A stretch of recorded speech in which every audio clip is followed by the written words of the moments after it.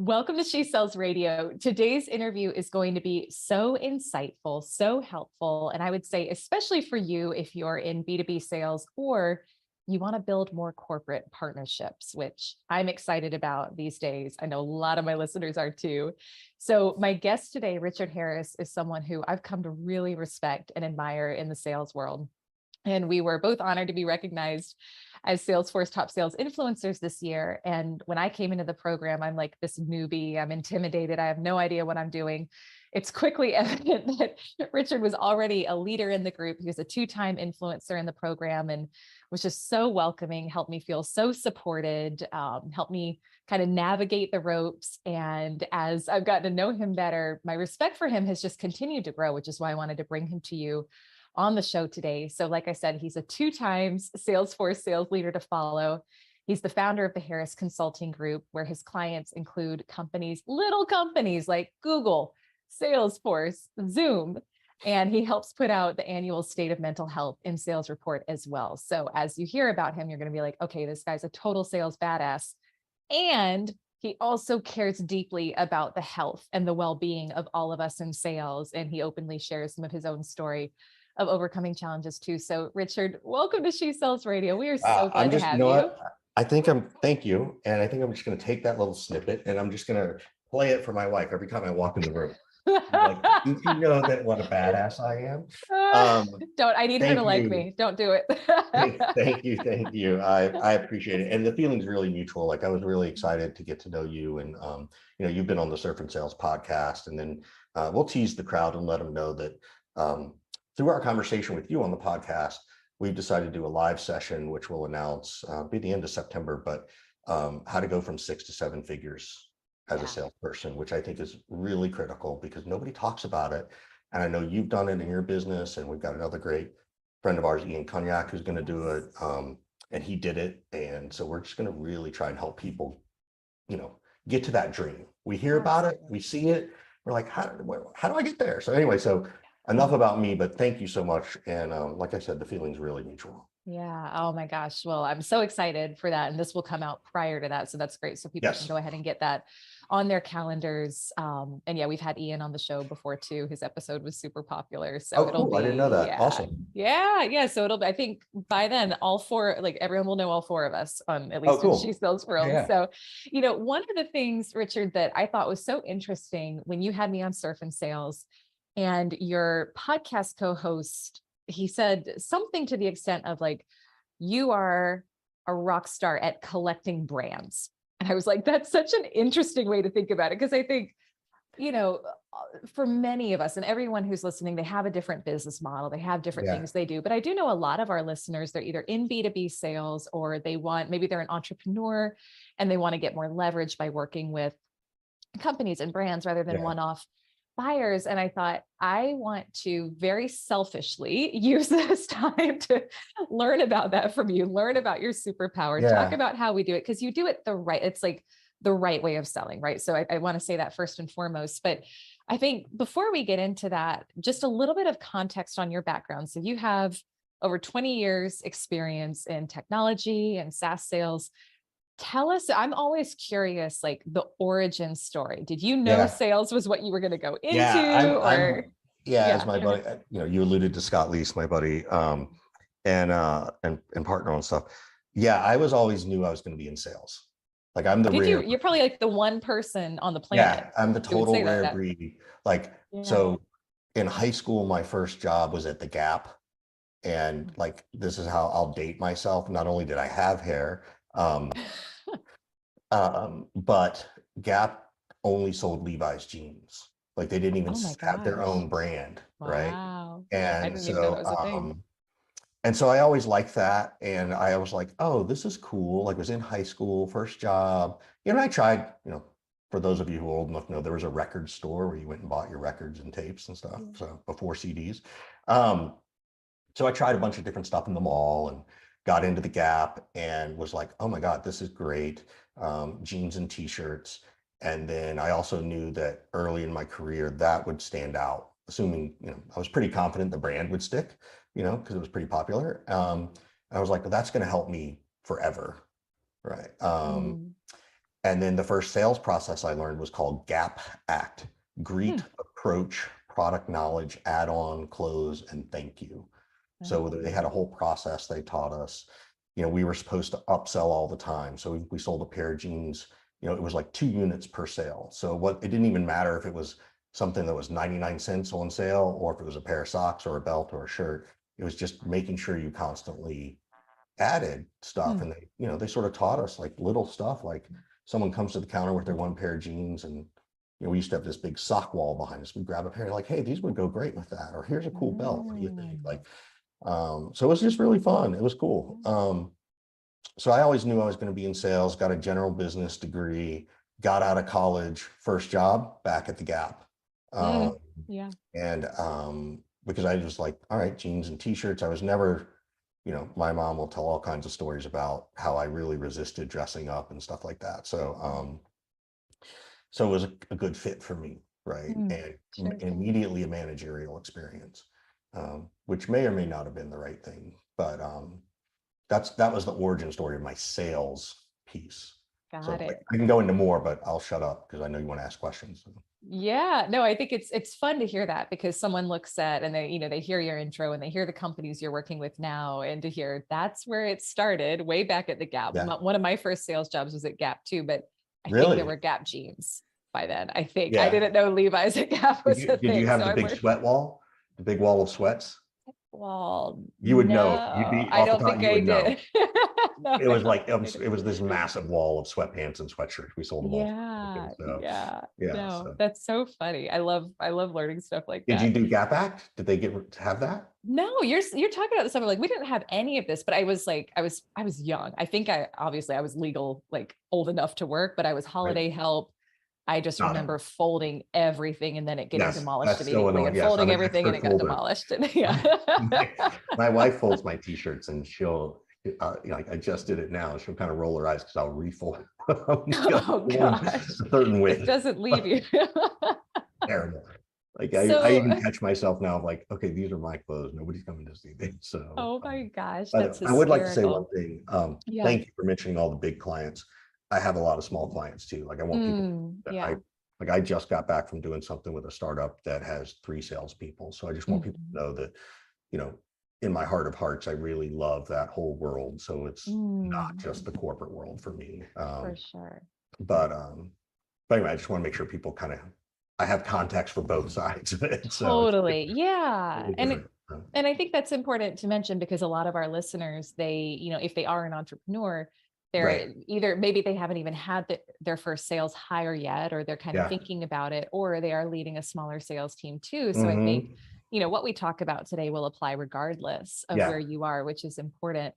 And I think I want to start off, there's so many places I want to go with you, but I want to start off with really some of the, like, how you build these relationships, because, we talked on the Surf and Sales podcast about it is a long game to build these corporate partnerships, and to, to partner with them at the depth and level that you have. And, we haven't talked a ton about B2B sales here on the show. So I think this is going to be a really good conversation to have. So I would love to hear, just like off the cuff, what are some of your top tips for building these corporate partnerships and for starting to really master B2B sales?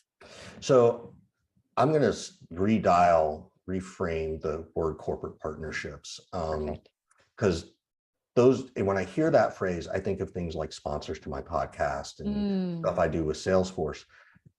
But I'm not sure if that's what you meant, or if you meant, well, how do you just start a relationship with a business and a client? So I want to make sure. Let's talk, you know what? Let's talk both if we can. Let's start with the relationship with the client and the business, but then I think there'd be interest in the other two. So it's always about givers, right? And being a giver in life. And I think we know the more good karma you put out, the more you get back. I can't remember who phrased it, but someone talked about making deposits versus withdrawals. And so for me, and I think you do this too, like as part of your podcast in general, and just sort of how you've approached your businesses, we just try to give out information and ideas, right? And for us, oftentimes it's on LinkedIn, and we just give tips and suggestions. And I tell people all the time, don't ever worry about trying to become the influencer. Just concentrate on putting out good content. the readers, the people will find you. And, if you decide to do something, you know, don't worry if nobody sees it, because guess what? Nobody knows. If nobody saw it, nobody knows, right? And you're also trying to find your voice. So for me, it was always about giving first and posting stuff. And I started this stuff in 2010, 9-ish, for no reason other than I just thought I could help. Like, I wasn't sure. I don't even know why, I just did. So that's one thing. Zoom is one of my favorite stories. It was a huge win and then a massive crash. I got prospected by someone. At this point, I was already doing training and consulting, and I got prospected by a BDR, SDR, and I think I was already using it, and tried to upsell me. And I flipped it and I said, "I'll take your meeting if you get me a meeting with your head of sales." Ooh. Okay, so super quick, because I want to hear the rest of this story. I know this is going to be good, and I want to pause on that because that takes some guts.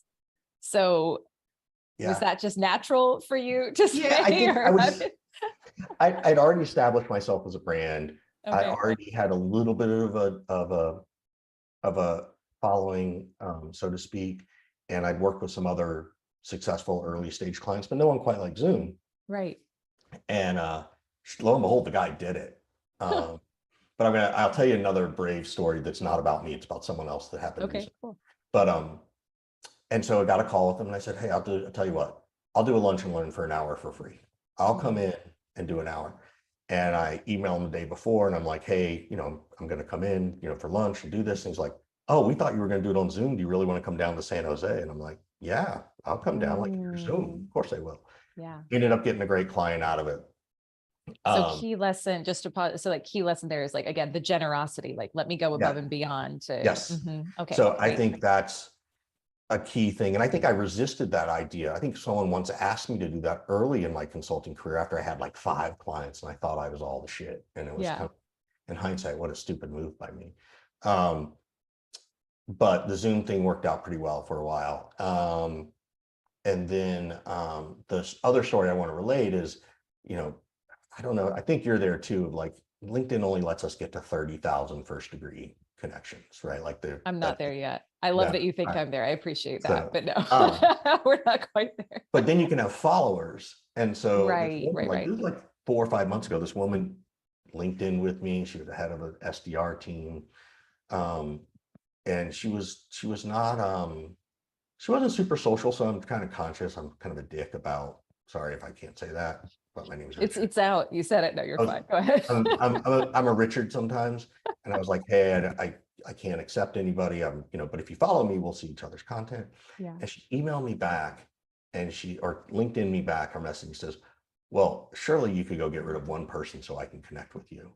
And this woman was early mid-20s. And at first I was a little taken aback because my ego gets I have an ego. Right. And then I sat back and I was like, wow, that's gutsy. And so sure enough, I did. And I responded to her and I said, "You know what? You've earned it. Absolutely."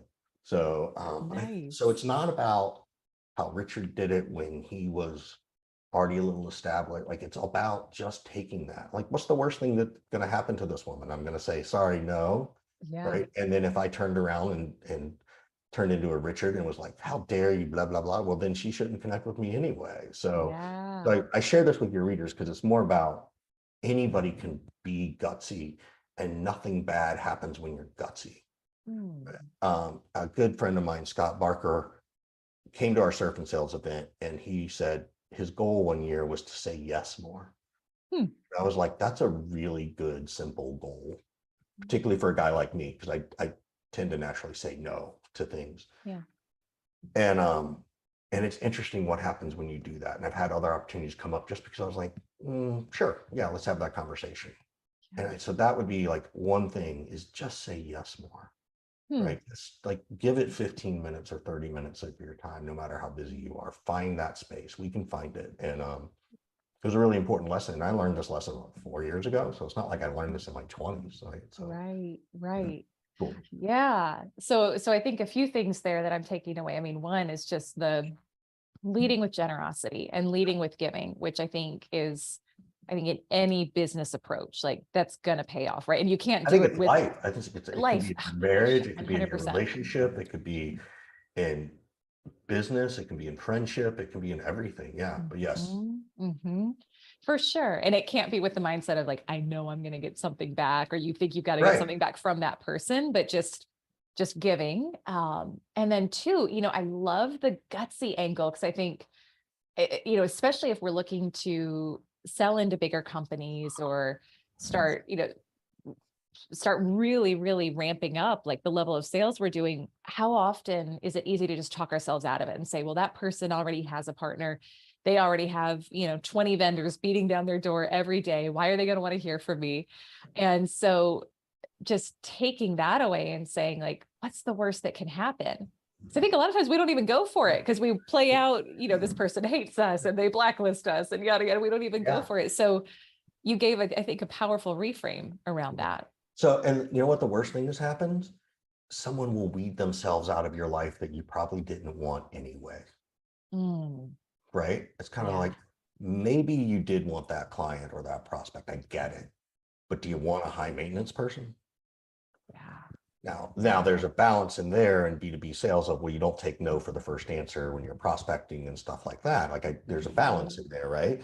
Right. Uh, but it's okay to let people self-select in the right moment and time frame. And so I think the goal of sales and how do I do my job knowing that I've asked the right questions, that I've earned the right to ask them, that I've asked them, go to bed sleeping well at night, knowing I've done my job, and knowing that sometimes it's okay to let something go. So it's a balance. It's not perfect, but Mhm.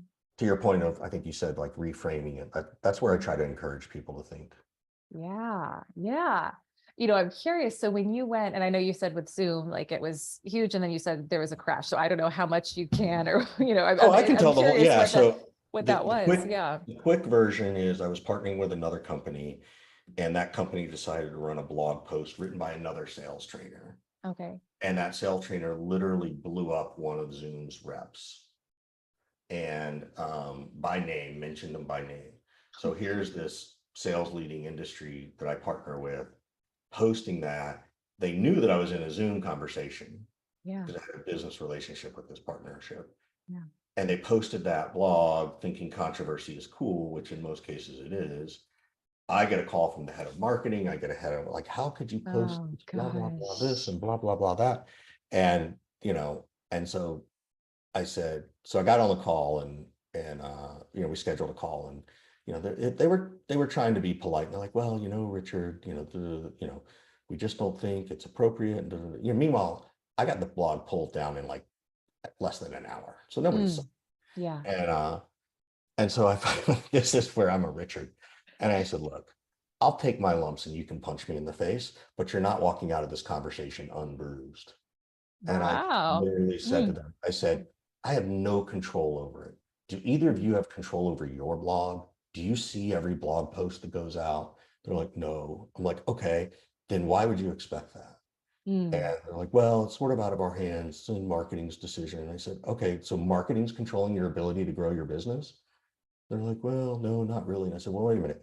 Yesterday, before this happened, I was your sales trainer. You were about to sign a year-long contract because you've seen what I've done already. It's already working and you're growing revenue from it. And now this is going to stop. And what's changed in my ability to deliver training that your team can use? Well, it's out of our hands, blah, blah, blah, blah. And it was just kind of like, and I just called them out. And I said, that's what I said, like, you're getting bruised. Like, Yeah. just so you know, like, this is inappropriate. It's inappropriate. And you guys just don't have the guts to go back to them and say what I just said to you, do you? And I just put them on the spot. And in hindsight, I probably should not have. This is where Richard's ego gets in the way. Yeah. But I felt like I had to defend myself. And Yeah. now at this point, I've never reapproached, and that's shame on me. Shame on me for not going a year later or 2 years later and say, hey, I'd love to have a conversation. Yeah. Yeah. So Well, but yeah. one thing from what you said that I think many of us can learn from, because I think more often than not, I'm just thinking about the conversations I have behind the scenes with my clients, many of whom are women, and they will the bigger conversation is often like they feel less than the buyer. So they feel like they aren't equals. They feel like sometimes they have to be like, what they have to bend over backwards for the client, or they're like overly apologetic with things, or, in that circumstance, it might just be like, oh my gosh, I'm so sorry. What do you need? Right. And you really, I mean, maybe it was an overcorrect. I don't know, but it was It probably the was, no, opposite in of, hindsight, it's one of those yeah. things where I should, like, even now, I probably could reach out to them and apologize to those people who are no Mhm. longer there. This is before they went public and everything. So, Yeah, sure, um, sure. But so it was an overcorrect, but that's who I am. So it's kind of, yeah, you know, I think we could borrow something from that though, and yeah, talk about like just having that posture of equals with your yeah, clients. Because when you are selling, like we've got a lot of coaches, consultants listening, and when you are selling into bigger organizations, a lot of times there is that energy of, I need to do whatever they say. I'm gonna like bend over backwards. yeah. And So so talk about that.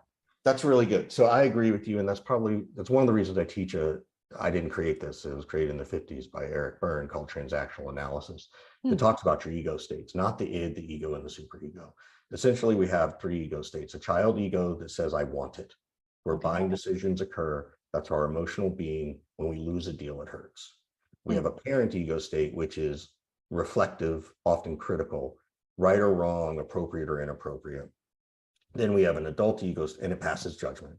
We have an Hmm. adult ego state, which is pros and cons, pluses and minuses. And that adult ego state gives us permission to move forward. Okay. So I teach this constantly. And it's to teach people to understand how humans think and react in the moment. And it helps you understand that, quote unquote, they're not really rejecting you, they're rejecting the service. In my example that I gave, I took it as a personal rejection because it Right. was a personal rejection. But Mhm. and I let my critical ego step in, my parent. Yeah. Mm, Uh, yeah. so yes, I teach it. I'm much better at it over the years. But anyway, I'll pause there because I know I can rant and I don't want to. Yeah. Yeah. No, I've never heard that, first of all. So that's super fascinating. And I think It's being really able good. to, Yeah, if you don't yeah. know Eric Byrne, it's really good. He's also written some stuff on games theory and stuff like that talks Okay. about which you can relate to the buyer and seller stuff. Hmm. So I think that's super cool too. So like, it's really good stuff. I like the Yeah. psychology of stuff.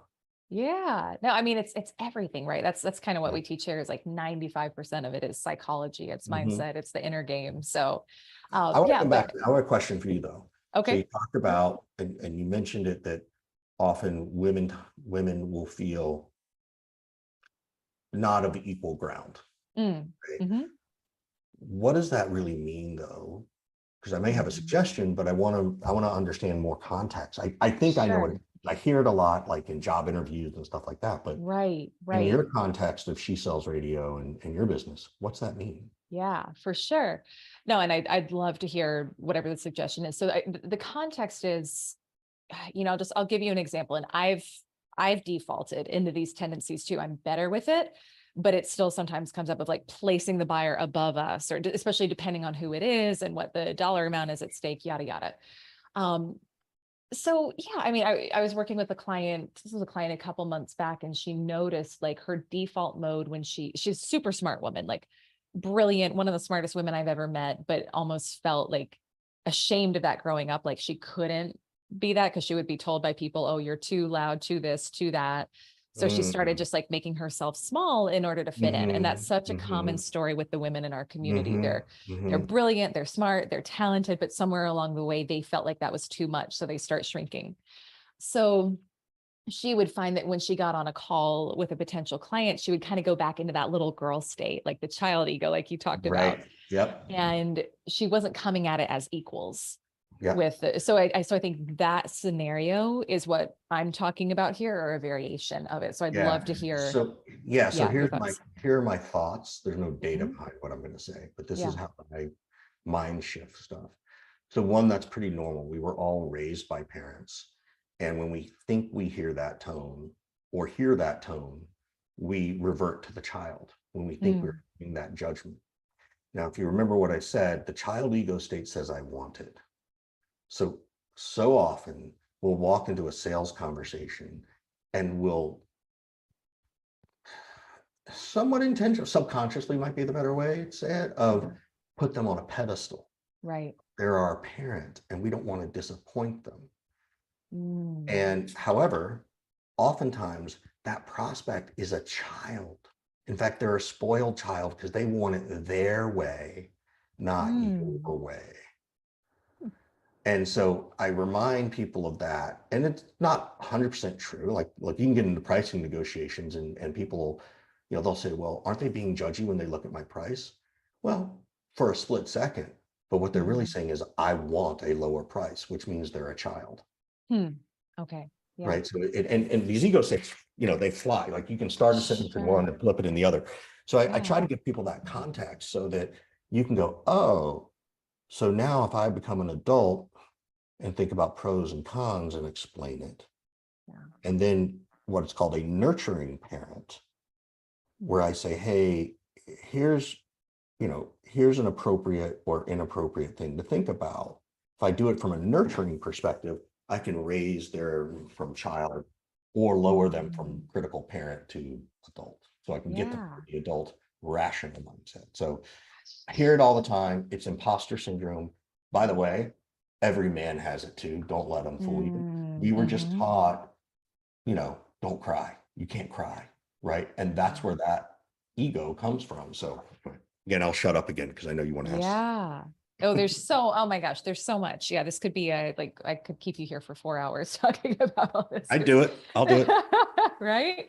No, this is so fascinating. So I think just having, to me, what I'm hearing you say is there's so much self-awareness that's involved in the process, and being able to see, oh, this person may not be showing up in their best light right now. Really, it's their inner child, and this is what's going on. And how do I speak? Like, how do I raise them up to a higher standard while also myself not defaulting back to those old triggers and programs, which is critical in any selling situation, including B2B, because you're doing that with multiple different people usually along the buying process. So, by the way, I'm judging them too. Yeah. I'm judging to see if they're worthy of my time. Well, I appreciate you saying that. Talk a little bit more about that, because I think it's an important mindset shift. Yeah. Our goal, I heard this from Nick Mehta, the founder of Gainsight. This is when they were my second client, when they had like 15 employees. And he was given the advice that, it's not our job to do business with everybody we talk to. It's our job to do business with the people who want to do business with us. Which I thought was really compelling. So there's a little bit of judgment in there for me. And some of that could be my own ego. I'll recognize it. Some of it could be a protective shell. I also know that I am my own business owner. So I am my own CRO. If I lose a deal, if I tell someone to F off, then so be it. It's on me. I don't care. Different if you're carrying the bag for another company and a brand and those things. But there's still a way to do that. And, we acquiesce so much to the buyer that by the time we actually get to closing, we've given up so much that we have no leverage. So the goal is to find professional ways to explain a best practice. Well, here's our best practice. Like, this is one of my favorite lines. Hey, I hear what you're trying to say, Elise. Here's what our best customers tell us about us. And even better than that is, our most successful customers have done it this way. Our most successful customers, because who doesn't want to be a successful? Exactly. And so it's a polite way to do that without telling them no. And there's one more part of that phrase of, I make sure we avoid the word but. Hey, I hear what you're saying, Elise, but here's what our most successful clients say. Which is negative to me. Versus, hey, Elise, I hear what you're having to say. And can I tell you what our most successful customers tell you? So now I'm saying, hey, I hear you. And I'd like to keep the conversation going, not dismiss what you just said. So anyway, it's like improv, right? Where you don't say the but, it's always an and. You always use an and. Yeah. Always use an and. Oh, that's so good. What a good reframe. So I'd love to dig in a little bit, and we're not going to have time to go deep into this, but I know so much of your methodology is about earning the right to ask questions. So I'm no doubt this applies, I know you coach and train a ton of sales reps. you also probably use this in your own sales process, your own B2B sales process. Can you share more about that? What does that mean? And how do we implement that in our sales process? Yeah, so there's a thing that I call a respect contract that I use at the beginning of every call, first, second, or third, where I confirm time, goals, potential outcomes, and then a transition statement so that I can make sure we get out of this thing and into qualification discovery. Sure. And I'll role play with you real quick. But the goal is to come back to that point of, well, how do I start with equal footing? Right. And by doing this, I'm respecting myself and them. Like, I'm not making any demand of them. I'm just respecting myself, and it's very conversational, and it goes like this. So, by the way, for people listening, Elise and I have not talked about this, so there's no. We have not. I have no idea where we're going. So, this is what it sounds like. It's, hey, Elise, how are you? I'm amazing. How are you? Great. Thank you for asking. Hey, I've got us down for 30 minutes. Does that still work today? Yeah, that's perfect. Thank you for asking. Any hard stops? I do have something right at the 30-minute mark. So okay, cool. Yeah. So what I'd like to do is at 25 minutes, we'll just call a timeout and we'll see where we're at. And we'll assess where we're going. If it makes sense for another call, if not, it's okay. And I think, at least since this is our first conversation, I think we're on the same page of like, this is really fact-finding for both of us. I want to ask you some questions. I know you're going to ask me questions. I want to answer all of them and just go from there. Is there something in particular you'd like to cover?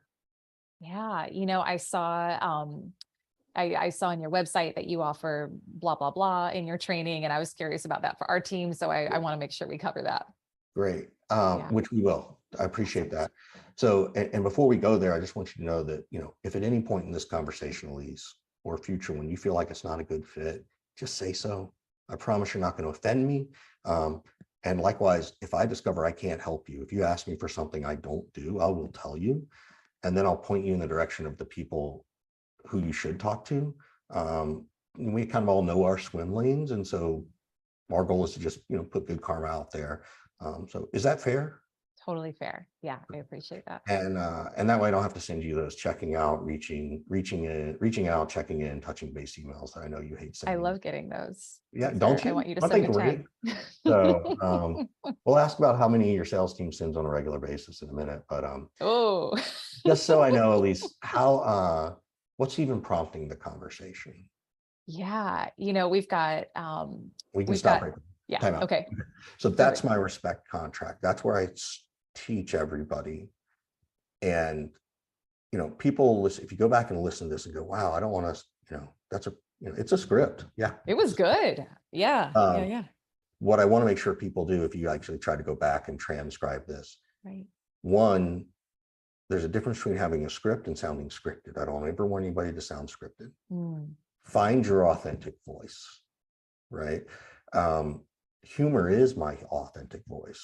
So it may have been the wrong thing, for Elise, because I know I probably subconsciously took the jab of your email. Yeah. Some senior VP of General Electric, I may or may not, although I probably would. Yeah. But that's also a way too for me to see if they're the right kind of client. Are they going to get it? So that's the respect contract. Yeah. And I have a similar thing if it's customer success, because customer success can't say, well, if it's not a good fit, you just let us know. You can't. Right. So we have to morph it a little bit to, hey, as we build this relationship, let's work on it. If you go into second and third meetings and Elise brought in 2 other people, I'd still do the part about time.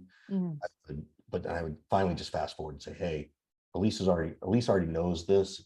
Look, if at any point y'all don't like it, just tell me. Like, you're not going to offend me. So I can at least put that piece out there.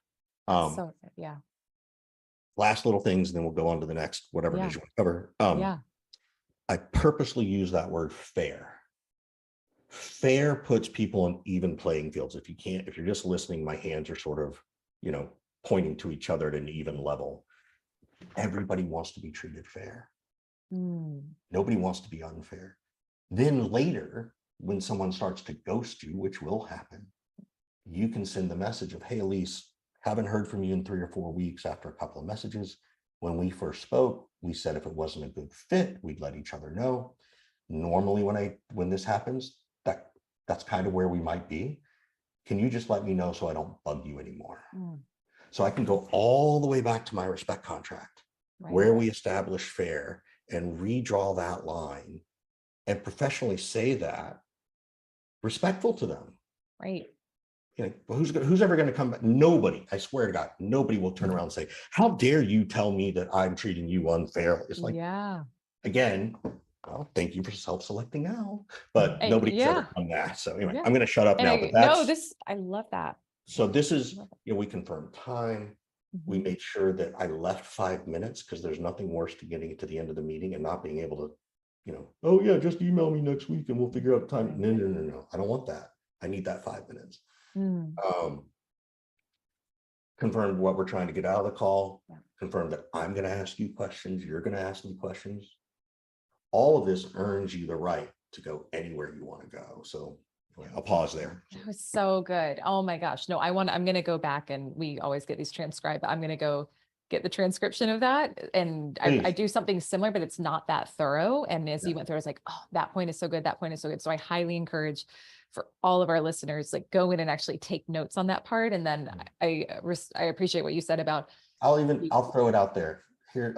Anybody who's listening to this, Richard at R Harris 415. You want me to hear your respect contract? Go for it. I'll listen. Schedule time. My cell phone is 415-596-9149, 596-9149. Text me first, just so I don't let the call go to voicemail. But I'll role play it with people. Like, so totally down. So awesome. Thank you for that. So well, I've got a couple quick questions for you after this, but final kind of main question. Yes. I would love to hear about, so you help produce, or you do, I think you have a couple of partners who you work with on this, correct me if I'm wrong, but the mental health, state of mental health and sales report. Yeah. So Jeff Risley from the Sales Mental Health Institute, I think that's the name of it. Tim Clark. Tim created a nonprofit called Uncrushed, which is the stories of people who've been crushed by the quota. And we share our stories. And so Tim asked me to be on the board of that. So I'm on the board of that. And last year, we put together a state of mental health and sales report for 2021. Obviously happened during the pandemic. So there's some little interesting data in there, you know, around that. And it is a self-reporting report. So we acknowledge that. But when you have 800 people respond, you can see there's still some similarities. Wow. And one of the things we did in this report, and we did again for this year, and this one will come out in September, October, we would ask questions of, when you were at your peak performance, what was your manager doing for you? Not when you were at the worst, what did you wish? Right? We wanted to hear about what peak performance felt like. And it's things like autonomy and support when needed, and, you know, not the, you know, because we already know the answer. When it's down, it's like, well, they're going to be, you know, hounding me about this deal and that deal in my pipeline. It's like, no, let's talk about the positive side of this stuff. And from that, you can draw the correlation of then, well, this is what a healthy manager / organization looks like. So if you're not experiencing this, right? So it flips it, right? So we just became super passionate about it. Last year, we didn't have enough data around the LGBTQA plus. I think I got everybody. Apologize if I didn't, to make any level of correlation, like, you know, and we acknowledged it. Same with some of Asian and people of color. There just wasn't enough. I think this year we have statistically enough that we can maybe draw some correlations, but if you go read it, we're not, it's not an intended bias. You know, so anyway, so the report. So no, that's awesome. And people can get it at your website, right? They can download it at your website. We'll link it in the show notes. Yeah, State of Mental Health in Sales 2021. Awesome. Awesome. And what's interesting about that data that was collected, it was collected between like January and April of 2021. Was it 2020? No, it was 2021. Yeah. So it was before the vaccines were hitting. And I think when the vaccines hit, people felt a little more relief. But so, we're conscious of all this stuff. We're not scientists, but we're trying to do what we can to support the sales community. Yeah. Well, I think it's, so I would highly encourage everyone, go download it. We'll link it in the show notes, but it's super comprehensive. And to me, I just thought I think it's such a needed conversation. And you and I both spoke on a mental health and sales webinar with Salesforce. And I would love if you can just maybe take like a minute or two to talk about, in your own journey with sales, like what have you learned about the importance of mental health? How do you focus on your mental health? And we can kind of So my mental health is way before sales. I started seeing a therapist when I was about 31. Still see her to this day. My wife and I still see her. So for those of you who are seeking some support, the healthiest people I know are the ones in therapy. So I still know it also depends on where they are on their journey, but those who are willing to go and do that, I think, is important.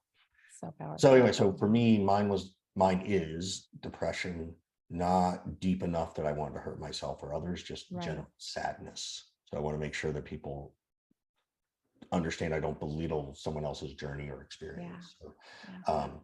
So that's the context for this. For me, I think you asked me what are some suggestions for people about mental health. One, you don't have to be willing to go to a therapist if you don't want to. It could be a friend, it could be clergy, if that's important for you. It can be yourself if you're willing to be self-reflective and hear yourself out, which is hard without a little bit of support. You can also, I do meditation, so I'm a big fan of Headspace. And so I try to do that almost daily. It's on my calendar to do daily. I might only do it twice, 3 times a week. But I definitely went through phases of heavy meditation every day for like 10 minutes. Like I'm not let me sit and do an hour. Like that's just never going to be me.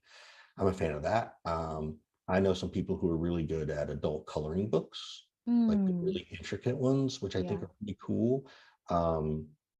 Another one that I really liked, because I also found out I have ADHD, is getting one of those kids' maze books, but doing it opposite handed. So that rather than my right hand, I have to do it with my left hand, and I'm not allowed to touch the lines. And so what that really does, though, is it makes you focus super hard on something so that you can stop focusing on other stuff. Right. So weighted blankets are good. I've been told Tetris, the old school game Tetris, was really good for that stuff. There's some data around that. So I'm a big fan of support groups and 12 steps. I do a overeaters thing. That's one of my, I can't tell if it's a side effect of my depression or a cause. Like they go, there's a correlation in there somewhere. So, and sometimes it's as simple as just 3 deep breaths. Like sitting down, 3 inhales, 3 exhales, and it'll change. And then the last one, we all know exercise is one. I believe in this thing called the 6-minute walk. You walk around, you go out the door and you walk 3 minutes in one direction and you come back. I've been known to walk around the office for 3 minutes or 6 minutes. I've been known, I want to make sure people understand that exercise doesn't mean going to the gym 30 to 45 minutes 4 times a week. Exercise means moving your body. And maybe you can't even do 6 minutes. Maybe you can only do 4. Maybe you can only do 2 that day or at that moment. But it's just, we know that when our body moves and the blood pumps, it does release endorphins, and it doesn't mean you have to go on a 6-mile jog. So those are my suggestions.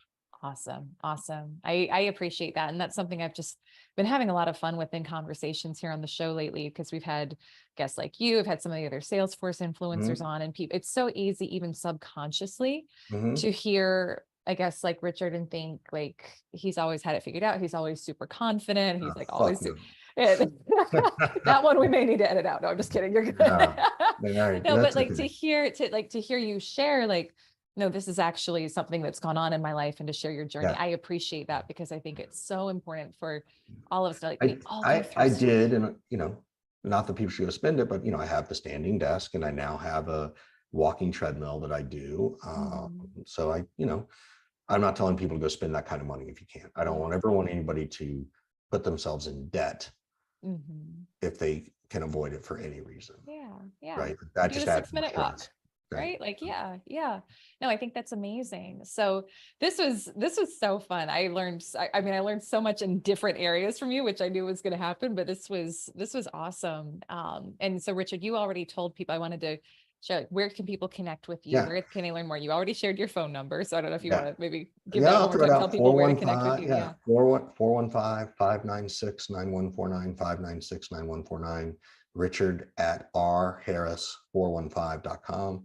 And you can find me on LinkedIn, connect with me on LinkedIn. So, Awesome. and I'll put it out there, Lisa, if you ever want to do one of these live where we go for longer and we have a group of people, or you want to do not alcohol is okay or not okay, it doesn't matter. But if you ever want to do something for like a happy hour, I do it live.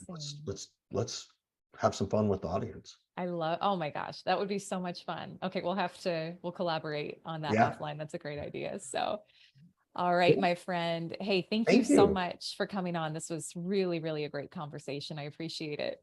Yeah, it flew by. Sorry if I got into too many diatribes. It was exactly what I was hoping for. It was awesome. So thank you again for coming on. And to you, my listener, go connect with Richard. I think he is the only guest to ever be so generous as to share his cell. So that is a privilege if you choose to text him and connect with him, but at the very least, thank you. Connect on LinkedIn, grab that State of Mental Health in Sales report. It's really, really powerful, the work that Richard is doing. And just thank you so much for being a listener of She Sells Radio. Wishing you a beautiful rest of your week, and I'll see you on our next episode.